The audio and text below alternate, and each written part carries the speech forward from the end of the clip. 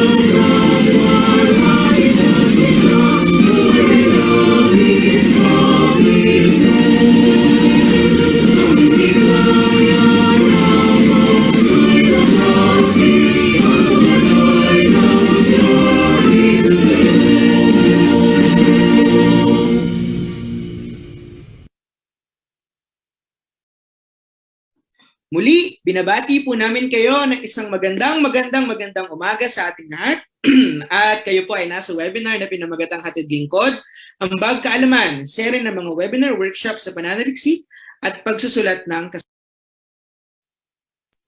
para po malaman namin kung saan kayo kabilang at para po mabati namin kayo ngayong umaga, inaanyayahan po ang lahat na mag-comment sa comment section sa Facebook or kung kayo po ay nasa loob ng Zoom, kung saan po kayong opisina o paaralang kabilang, para po malaman natin kung sino-sino na ang mga kasama natin sa webinar na ito. Sa oras pong ito, nakasilip ang buong team ng UPLB sa Facebook. Tayo po ay nasa 44,385.72 participants.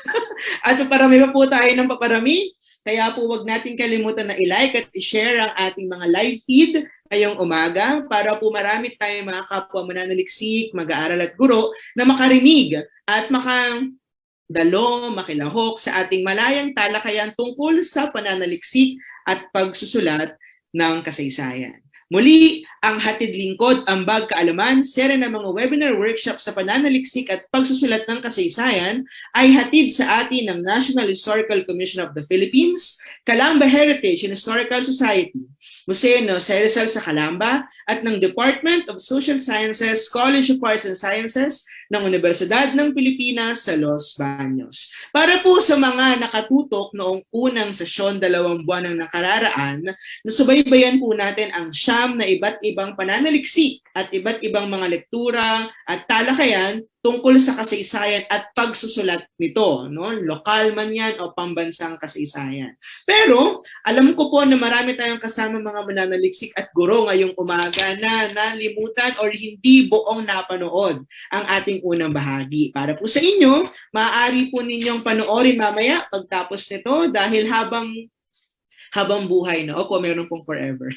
Habang buhay naman po nating mapapanood at masusubaybayan ang mga lectures, no, sa series na ito natin sa atin ng UPLB.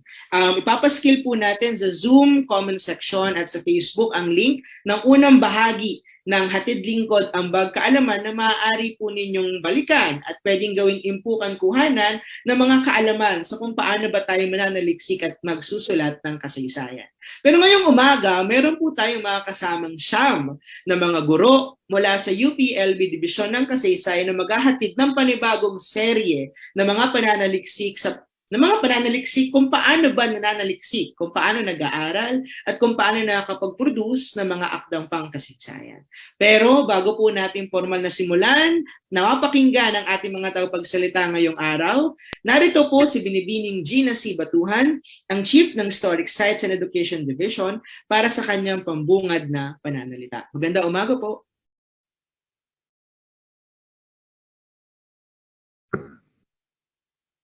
Maganda at ligtas na araw po sa ating lahat. Sa ating katuwang sa gawain ito, ang Department of Social Sciences, University of the Philippines, Los Baños, at ang Calamba Cultural Heritage and Historical Society, kapwa kawani sa National Historical Commission of the Philippines, mga guro at mag-aaral. Malugod po namin kayong tinatanggap sa araw na ito.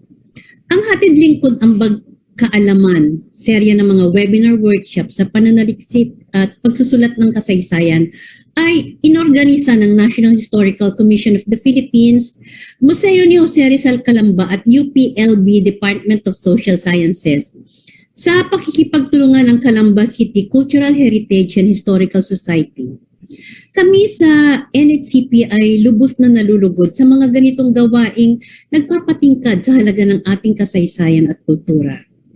Tunay na kumikilos tayo upang kilalanin ang halaga ng pag-aaral sa kasaysayan at palakasin ang bahaging ito ng edukasyon.